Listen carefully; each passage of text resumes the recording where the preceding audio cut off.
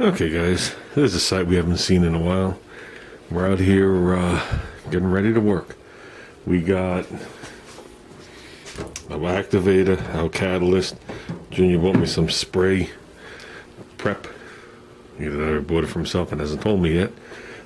Still waiting on the activator for the clear, but that's not a big deal. This is what we're trying to do. We're trying to get this hood ready for well, let me reword that. We're trying to get this hood in final prime for Christmas weekend. That's what I'm trying to do. And I'm trying to lay down some paint New Year's weekend. I got 4 days off both times. 4 days off for Christmas, 4 days off for New Year's. So I'd like to walk away from here sometime throughout New Year's weekend with the hood in color. I'm hoping.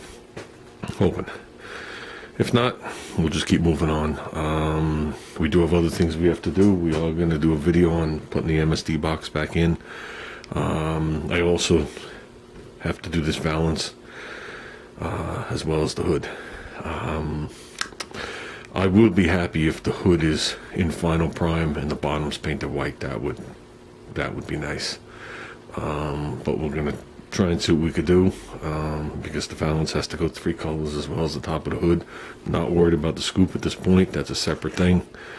So what I'm going to do today is, as you can see, I started to straighten up. I want to get rid of the 2 snow blowers, the hood, and then tomorrow I want to get rid of the mini bike, and that'll clear up everything over there minus the TIG, which is staying in here. So that'll free everything up, give us room to roll this around and work again. But other than that, it got dusty, to say the least. Other than that, is what it is. Like I said, we have to move forward, have to keep working. If we don't keep working, this thing will never be done, and we can't have that. So there's 1 or 2 things I'd like to do in here before I set up the hood to start the work, like I said. And the hood is pretty much, just needs a tad bit more sanding down one side, and it's ready for some epoxy and some paint and stuff like that. So we'll be working back and forth. I just want to show you we're getting back into it. I had put this latch on temporarily. That's the original plating. That black stuff is the original plating. I was going to wait till the hood was mounted back on before I took it off and decided what we were going to do with it. And I have to do something for a cable. As you can see, this is set up. It's nice and easy. It works now. When you clean everything out of it, soak it, and lube it. It's amazing. I could barely move that when we started. And it had nothing to do with rust. There's no rust anywhere. It's just when grease gets old, it gets like glue. So I think that's going to stay just like that until the hood's back on. I don't know if I ever showed you guys the snubs on instead of the hood pins. As you can see, you can't even tell the hood pins were there. That worked out well. And I guess that's about it.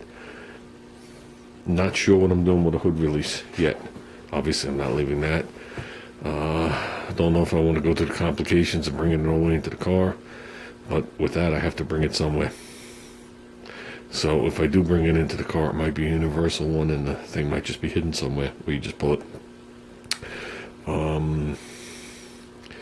I did buy a year older than this manual latch, because this is the first year. 78's the first year of the cable. 78 was the last year of manual. The difference is they changed the post that it sits on. The guy actually sent it to me with the post and everything. The radiator support is slightly different, and the post bolts to it. And this bolt's totally different, or whatever it is. Needless to say, it takes up that whole big box, and it will not fit the car. That's why I never put that on. I don't know if I ever said it. So we will stick with the cable. And whatever. The original cable is somewhere in the car. It actually comes out that hole with the speedometer cable. The hole right below it is where it comes out of, if I'm not mistaken. It came around. As for wiring, what's left on the wiring on this car, what what's left on the wiring. The MSD box to make it run again, because obviously we don't have the temporary box here anymore. This is the wire for the MSD. This goes from the distributor inside the car, so that's just a plug-in. That's why it's laying there. Gauges. That's the temporary gauge, just folded up, laying there. Eventually we have to get the wiring up to nitrous, and we have to wire up the solenoid for the line lock. That's actually more important than the nitrous. And whatever wiring we choose to do, meaning there's going to be a voltmeter in this car, and as long as there's an oil pressure gauge, and whatchamacallit, a water temperature gauge, I'm fine. You know when the alternator takes a crap, the light goes on the dash. But we'll probably get a 3-pack. We'll see what we can fit in there. We're not using these gauges. These gauges are too small and they're cheap. So I have that. The oil gauge is probably laying on the floor. It's still hooked up to the car. And then the basic stuff up here, which is pretty much wired, just laying there. You just have to plug in the marker lights and whatever it is when all that stuff is on there. And that's basically what harness runs, except it gets tucked up under, gets tucked to this. It actually, runs right under the lip of this. So that should be pretty much it for the wiring. Brakes are done. Suspension is bolted together. Obviously no alignment has been done whatsoever. And the front tie rod ends are still loose. We are going to do a basic alignment here in the garage, and then when the car is fully completed, I'll take it to the shop and do a full alignment on it. But we should get it pretty close, more than drivable close with the plates.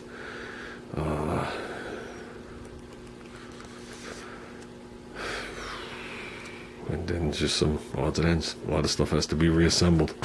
Then after that, we're going to start the wet sanding process. As long as everything else is good mechanically, we'll move on to the wet sanding. And then that's when you'll see the grill appear again and all other things.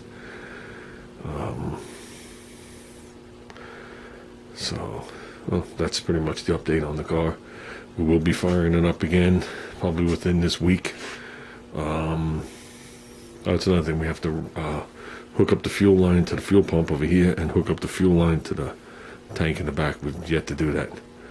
I've been running out of a can.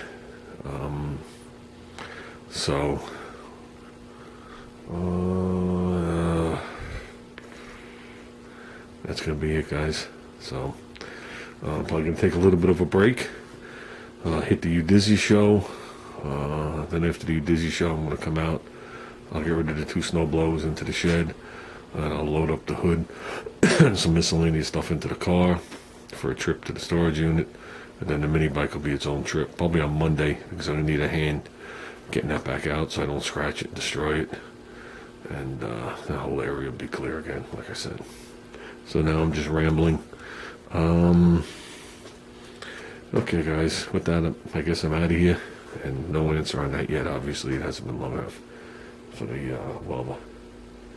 So, and I'm also going to be bringing all these paints inside, where the temperature is going to be obviously warmer. Should be at least 58 in my house. And then when we paint, like I said, we'll warm up the garage. We'll pump it up. So, but the small things we have to paint, I'm not going to need a lot of cross flow. So we should be able to keep it decently warm, and hopefully it works out okay. If not,